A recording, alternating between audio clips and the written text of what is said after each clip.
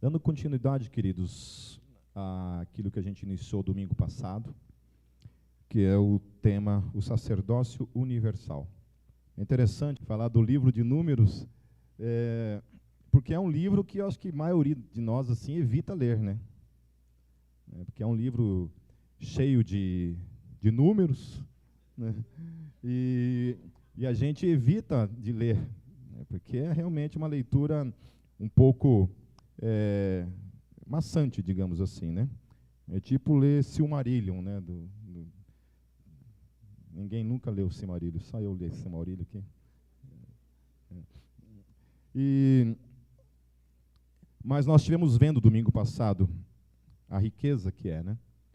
Quando a gente extrai os princípios revelados em Números e trazendo isso para o contexto da igreja, o contexto do Novo Testamento. Então a gente esteve vendo que naquele tempo jamais um israelita imaginaria que um dia nós viveríamos, a humanidade viveria isso que a gente vive hoje. Que gentios, pessoas de todas as tribos, povos, nações, línguas, raças, cores, níveis sociais, estariam reunidos adorando o Deus de Israel. De que um dia aquele véu que separava fosse rompido, fosse rasgado, e não haveria mais separação entre o povo e o lugar santíssimo, que era somente o sumo sacerdote que podia adentrar, mais ninguém, e a partir então de Cristo, o véu é rasgado, e todos nós hoje podemos estar diante do nosso Deus. Amém?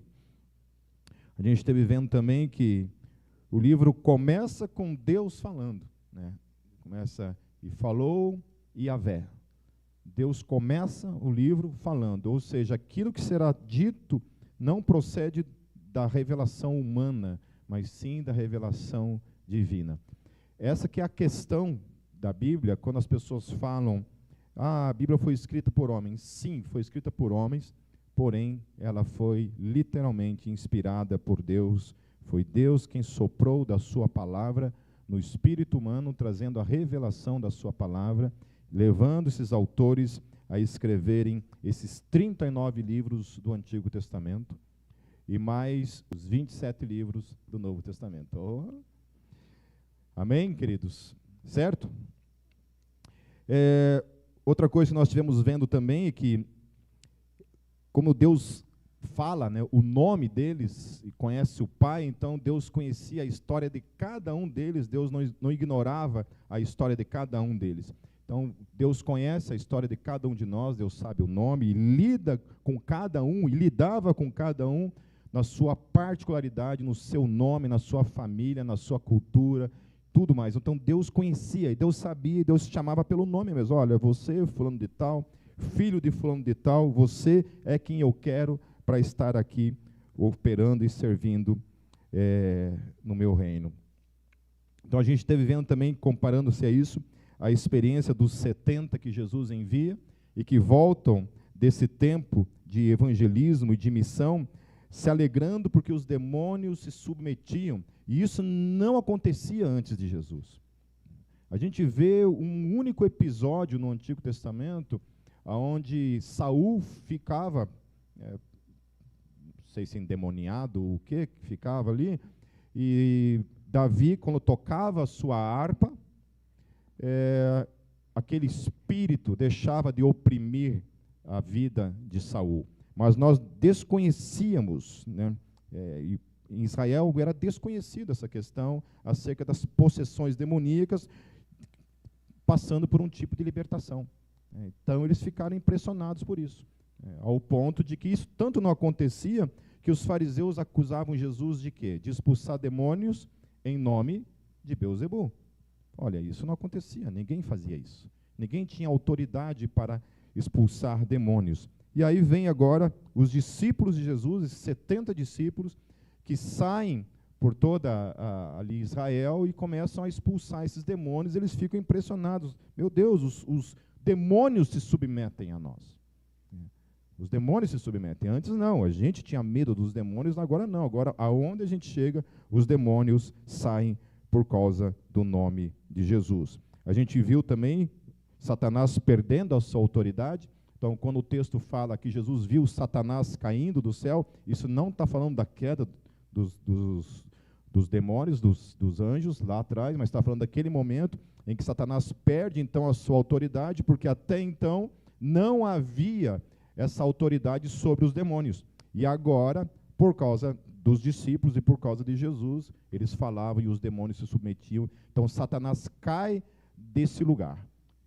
Quando Jesus está para ser crucificado, ele fala: agora será expulso o príncipe deste mundo.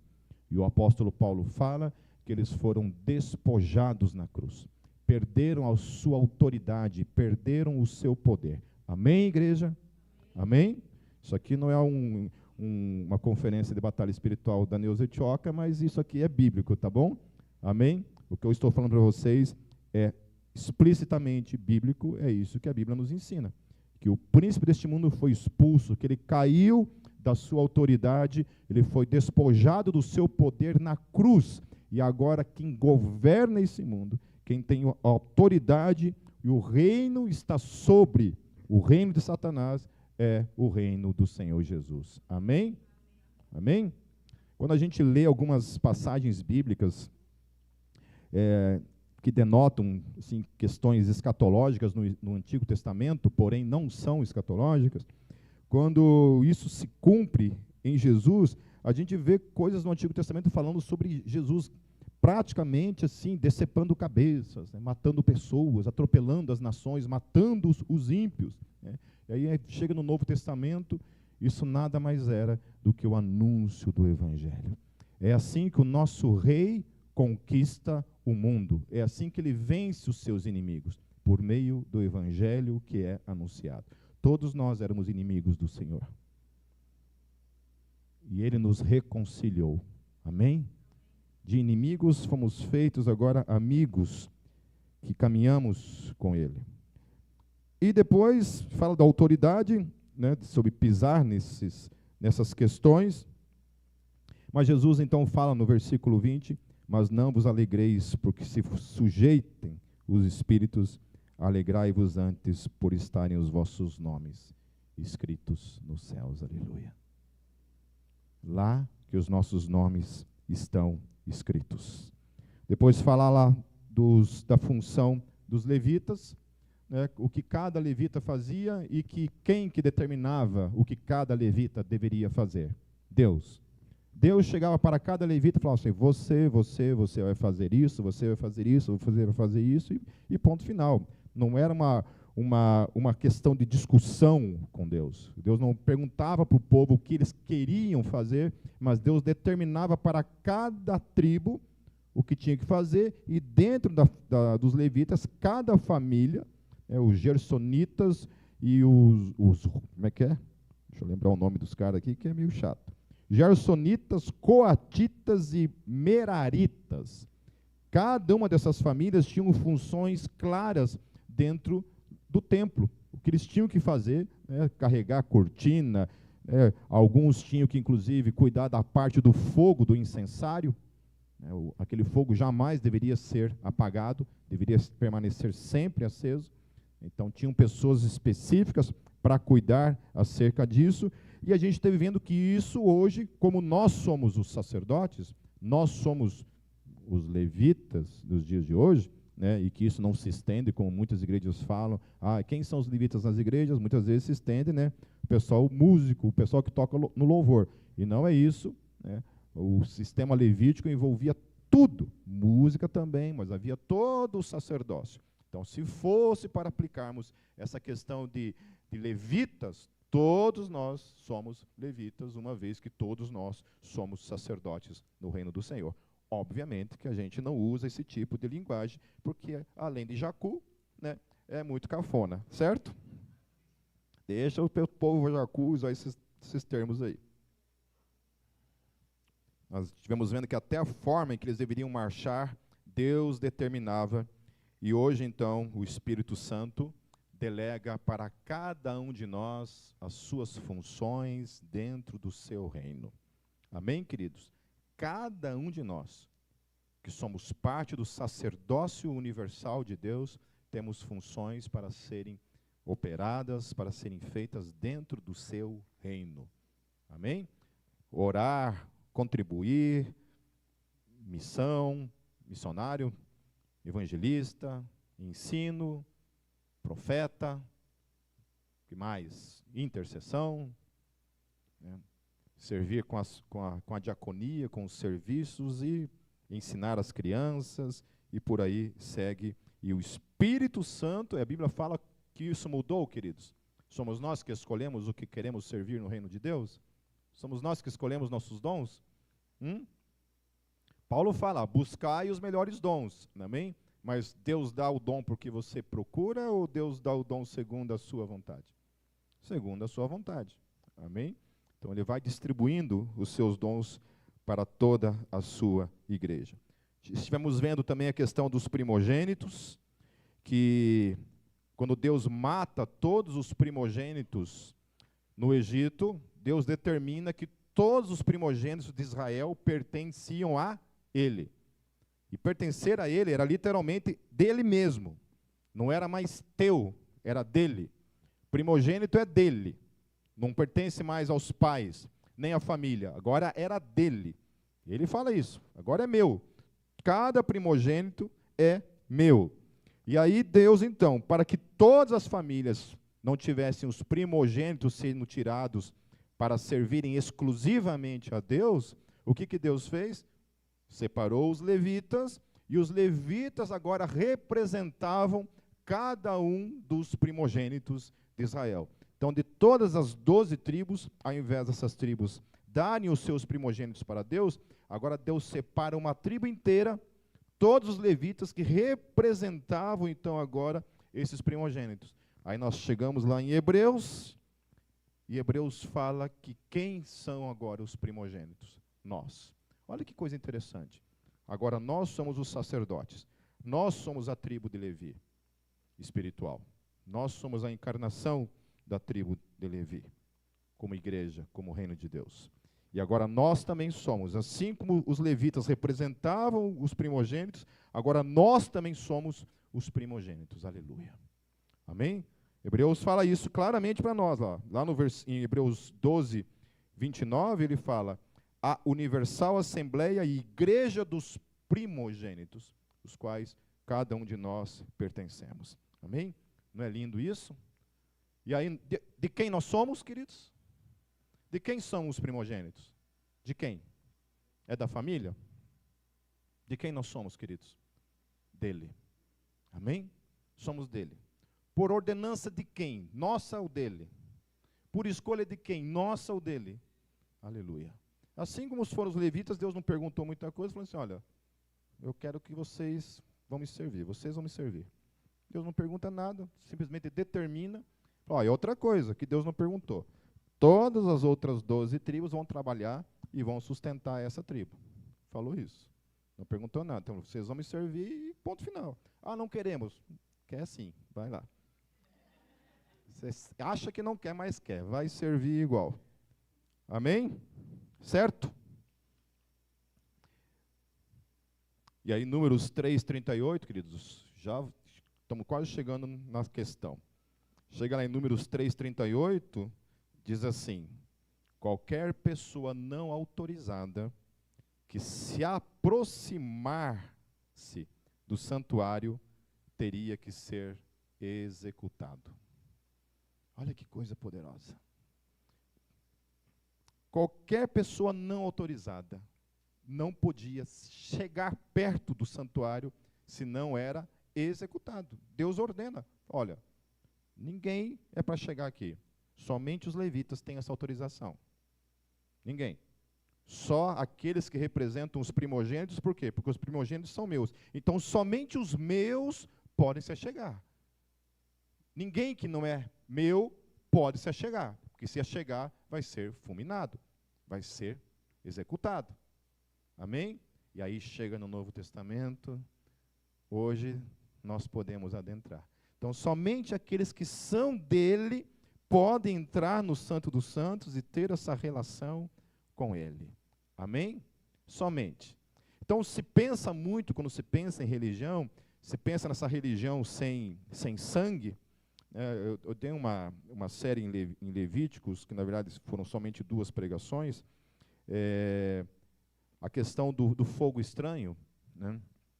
Onde aqueles 2, Deus explica tudo para eles, fala todo o rito que eles tinham que percorrer, o que eles tinham que fazer, para que então, por meio desse rito todo detalhado, eles pudessem enxergar e oferecer então o sacrifício diante de Deus. Até o fogo, foi Deus quem envia o fogo, não podia ser produzido pela mão humana.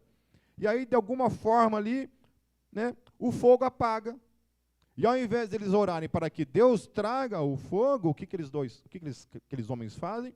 Eles vêm com um fogo, um outro fogo, criado pela mão humana, um fogo que não passa pelos ritos da graça, um fogo que não passa pelo sacrifício.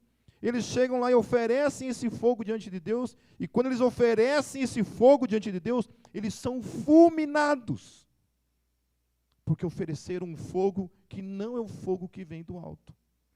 Então, Deus pensa assim, né, na pregação, ainda eu falei, vocês querem fogo? Vocês querem fogo? Eu só produzo fogo para uma coisa, queridos. E esse é o grande problema que existe por aí. Que tem muita gente pedindo fogo da parte de Deus. Ainda bem que Deus se faz de surdo nessas horas. Porque todas as vezes em que Deus produz fogo, só tem um propósito. Queimar o sacrifício. Trazer juízo sobre o sacrifício. Porque cada sacrifício que era oferecido e queimado no altar, por que ele estava sendo queimado? Por que aquele animal estava ali sendo queimado? Por quê? Porque estava nos substituindo. Então, o juízo que era para vir sobre nós, o fogo que esse povo pede para vir sobre ele, vinha sobre quem? Sobre o animal. Porque a vontade de Deus é trazer fogo sobre quem? Sobre nós. Então, porque um animal substituía o homem, então o fogo vinha sobre o animal e não vinha sobre o homem. Então, aqueles 2 burros chegam diante do Senhor e oferecem um fogo deles, achando que era isso que podia produzir a morte do pecado deles, que era algo que eles podiam produzir para cobrir os pecados deles, para trazer juízo sobre os pecados deles. Ali é literalmente a diferença entre a salvação por meio do esforço humano, que vem do homem, e a salvação que vem da parte de Deus. Deus nunca pediu para o homem fazer qualquer coisa por ele mesmo. Sempre foi, deixa que eu faço, porque você só faz caca. Você só faz burrada. Se você for se salvar por você mesmo, você não sabe fazer nada. Você não pode produzir nada. Toda a tua obra é lixo. Toda a tua obra é cocô. É o que as Escrituras dizem. As tuas obras são trapos de imundícia. Não me interessam as tuas obras.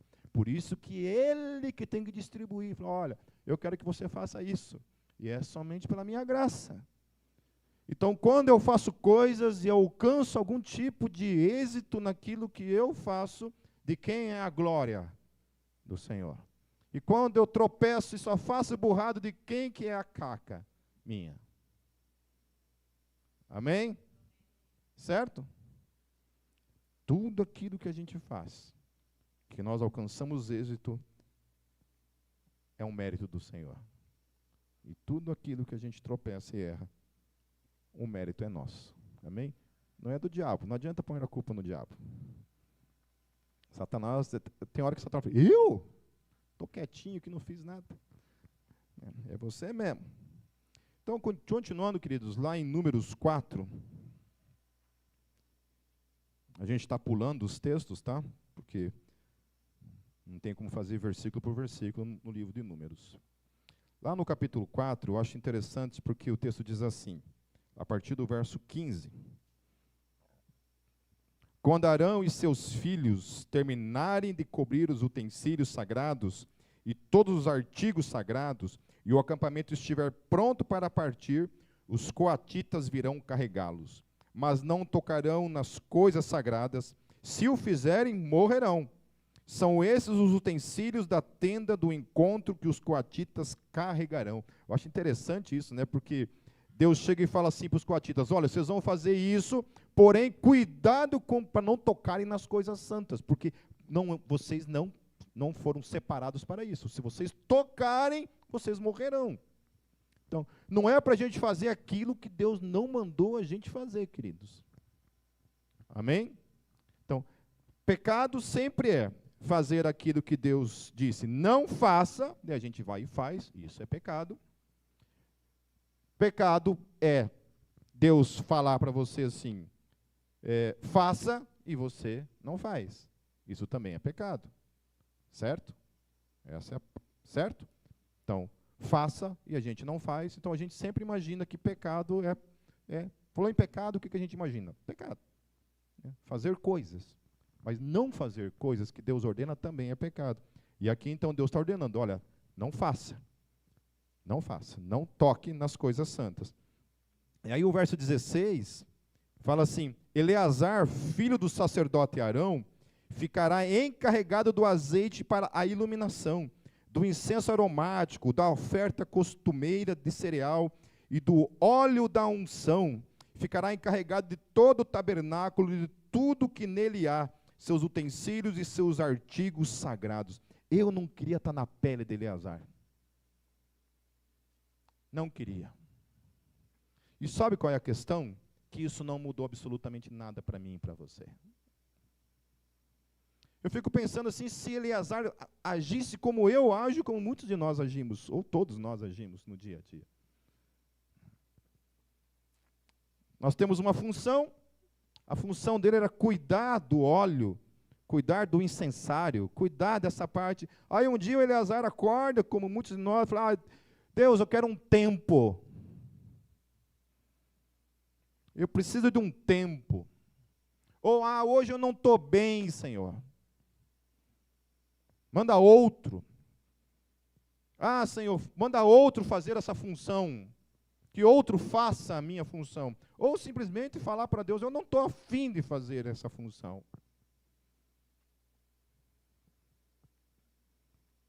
Eleazar tinha essa opção, queridos. Aí dele, eu gosto muito quando o apóstolo Paulo fala. Porque a mim me foi incumbido a pregação do evangelho. E ai de mim, se eu não pregar o evangelho. Ai de mim. Nós temos que trazer para nossas vidas, queridos, essa consciência de que ai de nós, ai de cada um de nós, se não fizermos aquilo que fomos chamados para fazer. Aquilo que Deus tem confiado em nossas mãos.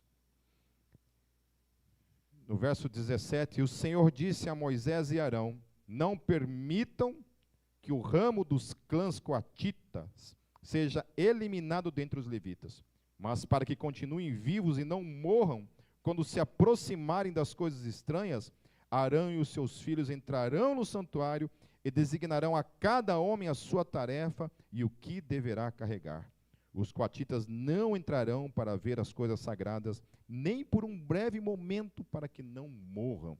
Olha o cuidado de Deus com a sua tribo. Então é assim, querido. Deus te dá um chamado, mas Ele cuida de você no teu chamado. Amém? Ele cuida. Enquanto estamos fazendo o chamado, cumprindo o chamado, Ele cuida de nós. Ele vai cuidando dos detalhes. Só que faça aquilo que foi chamado para fazer. O problema é que muitas vezes a gente faz coisas que Deus não mandou a gente fazer, ou não faz coisas que Ele mandou fazer. E aí nós queremos que a nossa vida fique às mil maravilhas. O Christian Schwartz, quando ele escreveu As Três Cores dos Seus Dons, ele falou que a felicidade e a realização humana está em cumprir o chamado de Deus na nossa vida. Fazer aquilo que Ele nos chamou para fazer. Essa é a grande alegria. É o que nos realiza. É o que nos realiza. Você quer saber o quanto o teu chamado é gritante? É quando você não está fazendo e você sente doer dentro de você por não estar fazendo aquilo que você foi chamado para fazer.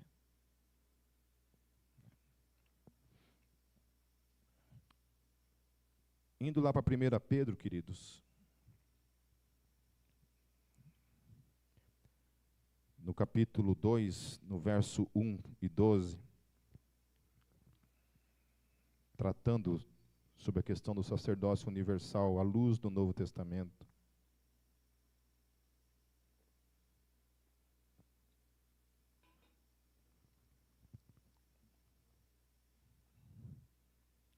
Lembram que eles tinham que cuidar com a sua santificação, eles tinham que cuidar com a sua vida, especialmente os sacerdotes, quando eles entravam no templo, eles tinham que obedecer todo um rito de purificação para que eles entrassem ali. Se eles entrassem ali sem esses ritos de purificação, eles seriam fulminados.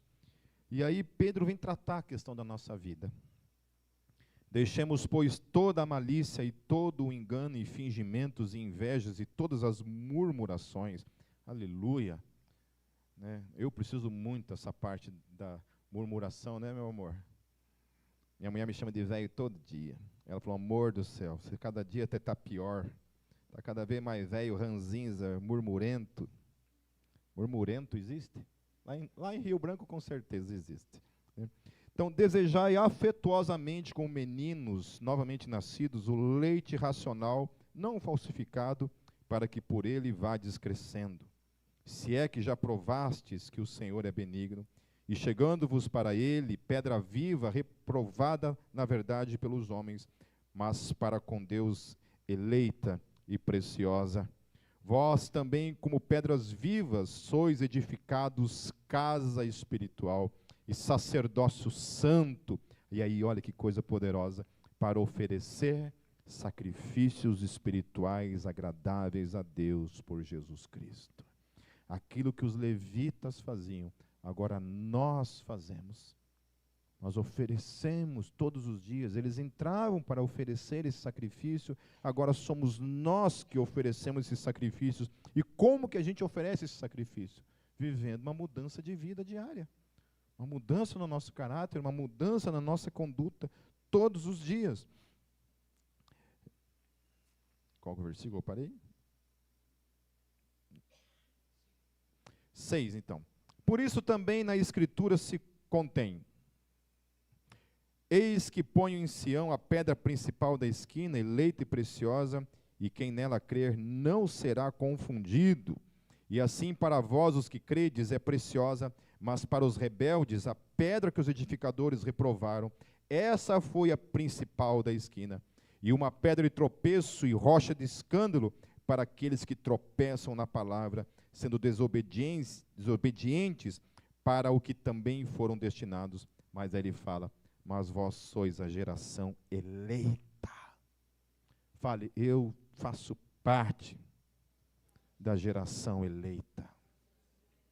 Amém? E ele continua dizendo, o sacerdócio real. Aleluia. Somos ou não somos os sacerdotes, queridos? Nós somos a nação santa, o povo adquirido para que anuncieis as virtudes daquele que vos chamou das trevas para a sua maravilhosa luz. Olha que coisa espetacular. Nós éramos esse povo que não tínhamos acesso nem ao Deus de Israel. Nós éramos inimigos desse Deus. Vivíamos nas trevas, escravos nesse mundo de trevas, e agora somos transportados, chamados desse reino para viver na sua luz. E aí ele continua lá no versículo 10, vós que em outro tempo não ereis povo, mas agora sois povo de Deus, que não tinhais alcançado misericórdia, mas agora alcançaste misericórdia, aleluia. Queridos, se nós tivéssemos morrido sem conhecer a Cristo, nós não teríamos alcançado misericórdia. Então, se você está aqui nessa noite, e você conhece o Senhor Jesus, glorifique a Deus por isso, porque você alcançou misericórdia diante dele, aleluia. Amém? Aleluia. Isso é uma coisa maravilhosa que nós temos na nossa vida, porque nós alcançamos misericórdia da parte de Deus. Não foi um mérito nosso, foi Ele que nos concedeu essa misericórdia. Amados, peço-vos, como a peregrinos e forasteiros, que vos abstenhais das concupiscências carnais que combatem contra a alma. No hebraico, nefesh, no grego, psique. Alma tem a ver com psique, com a mente. essas coisas que conspiram contra a nossa mente, que escravizam a nossa mente. Isso é o poder do pecado na nossa vida. Tendo o vosso viver honesto entre os gentios, para que naquilo em que falam mal de vós, como de malfeitores, glorifiquem a Deus no dia da visitação, pelas boas obras que em vós observem. Aleluia. E o último texto, queridos, para nós encerrarmos, em Números 6, dos versos 22 em diante. Diz assim o texto: E Yahvé disse a Moisés: diga a Arão e aos seus filhos, assim vocês abençoarão os israelitas. Então Deus está determinando uma ordenança para os sacerdotes. Não para os levitas em si, mas para os sacerdotes, para Arão e os filhos dele. Que eles tinham que abençoar o povo. Eles tinham que declarar uma bênção sobre o povo de Israel. Lá no verso 24, o texto diz: o Senhor te abençoe, no hebraico barak, e te guarde, no hebraico chamar. E aí, chamar, que essa palavra, que Deus te guarde, é muito interessante, todos os significados dessa palavra hebraica. Seria como se nós traduzíssemos assim: que o Senhor te guarde, que Ele seja teu vigia, aquele que te observa, que está sempre prestando atenção em você, que te mantenha sobre sua constante vigilância, aleluia. Que Ele te proteja, que Ele salve a tua vida, que Ele te mantenha dentro dos limites. Eu gostei dessa possibilidade de tradução. Que quando Deus pede para que abençoe o povo, Ele está falando assim, que o Senhor coloque você dentro dos seus limites. Quando o Gabriel começou a aprender a caminhar, a gente tinha que colocar um cercadinho dele assim, ó, para ele não tacar fogo na casa, né? Tinha que colocar um cercadinho assim, então se delimitava aquele lugar para proteger ele dele mesmo. Então que Deus nos mantenha dentro desses limites, nos protegendo de nós mesmos. Amém? É isso que um pai faz. Ele cuida da gente dentro desses limites que Ele coloca para a nossa vida. E aí tem uma parte também, queridos, que pode ser uma possibilidade também de chamar, que é que Ele celebre em você. Que Ele celebre em você. Que Deus faça uma festa dentro de mim. Que o Pai, o Filho e o Espírito Santo, aqui dentro do meu espírito, do nosso espírito, Ele celebre, Ele dance. Então, guardar também é celebrar em nós. Para que Ele celebre dentro de cada um de nós. E por último, que Ele te ajude a viver uma vida de obediência a Ele. Esse também é um dos significados de chamar. Então, quando Deus está nos abençoando, quando Ele está nos guardando, nos guardar também é nos conduzir para obedecê-lo. Isso só pode vir dele. E olha o que o texto está falando, que isso é uma bênção que tinha que vir do sacerdote para com o povo. E aí no versículo 25, o Senhor faça resplandecer o seu rosto sobre ti e te conceda graça. O Senhor volte para ti o seu rosto e te dê paz. Paz, shalom. Shalom pode ser também entendido como que Ele te dê saúde, que Ele te dê bem-estar, que Ele te dê segurança, que Ele te dê prosperidade. Amém? Toma posse em nome de Jesus. Amém? Essa parte vocês já entenderam, né?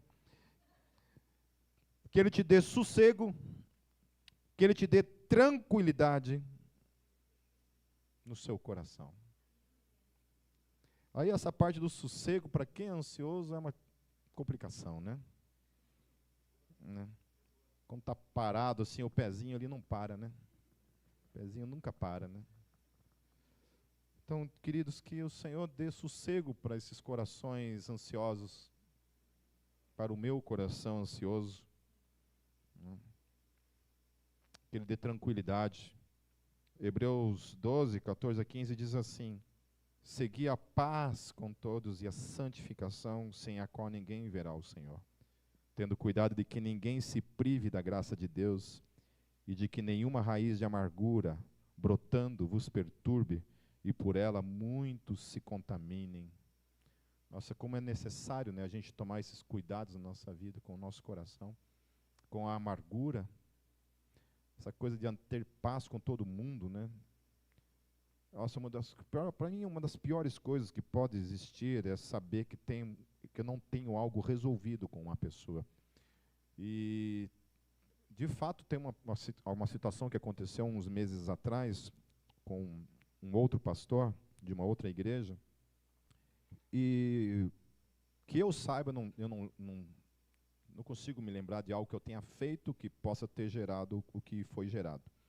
Mas a pessoa simplesmente parou de falar comigo, não responde, não atende o telefone e manda um recado para outras pessoas e diz que é problema no celular, mas da mesma forma, até agora está assim a situação. E isso para mim é uma coisa muito complicada, porque eu odeio isso. Odeio saber que tem algo não resolvido, e ao qual eu nem sei o porquê. Então, provavelmente, uma hora eu vou ter que procurá-lo, não sei de que maneira, se é com a polícia, sei lá com o quê, para resolver essa questão, porque para mim é isso, para mim é isso. Eu preciso estar, no que depender de mim, eu preciso estar em paz com todo mundo, no que depender de mim. Amém, queridos? No que depender de nós. Isaías 30:15 diz: o Senhor, o soberano, o Santo de Israel, no arrependimento e no descanso está a salvação de vocês. Na quietude e na confiança está o seu vigor. Mas vocês não quiseram.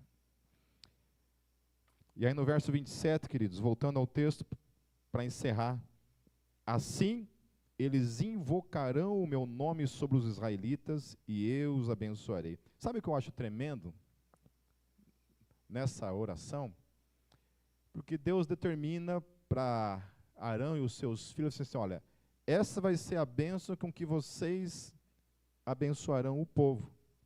E o texto ele encerra dizendo: assim eles invocarão. Quem que vai invocar a bênção? Quem? Vou voltar de novo lá. Verso 23. Diga a Arão e aos seus filhos. Então, quem que abençoava o povo? Arão e os seus filhos. Amém? E aí Deus está falando assim, que quando Arão e os seus filhos abençoassem o povo, declarassem essa bênção sobre o povo, essa bênção de cuidado, de guardar, de se alegrar nele, de que Deus ia se alegrar nele, de que Deus ia colocar os limites do pecado, que Deus ia fazer esse povo tentar viver debaixo do seu cuidado, da sua salvação, o texto está falando, e aí Deus fala: assim eles invocarão o meu nome sobre os israelitas, e eu, em obediência, não, em resposta à minha oração, aquilo que eu determinei que vocês devem orar dessa maneira, abençoar dessa maneira, eu responderei a mim mesmo. Não é o povo que invoca, não é a oração do povo, mas aquela bênção que eu declarei, eu determinei que deve ser assim. Quando eles oram pelo povo, eu respondo a minha oração que eu ensinei para eles. Que coisa linda. Então Deus quer abençoar o seu povo. Nossa, é difícil eu falar essas coisas, né? A impressão que mudou, errou o endereço hoje. Mas Deus quer abençoar você. Com que tipo de bênção, querido? Também envolve a prosperidade. Mas é com o cuidado dele, com a graça dele, com o amor dele. Aleluia.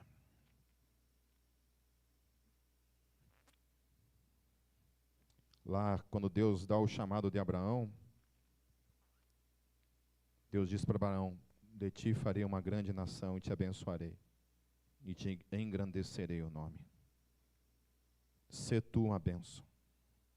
Abençoarei os que te abençoarem, e amaldiçoarei os que te amaldiçoarem. Em ti serão benditas todas as famílias da terra. Eu acho interessante porque aqui Deus não fala, olha, eu amaldiçoarei os que você amaldiçoar, mas sim os que te amaldiçoarem. Deus cuidando de mim, de você, Deus declarando para mim e para você, não se preocupe com quem amaldiçoa a tua vida.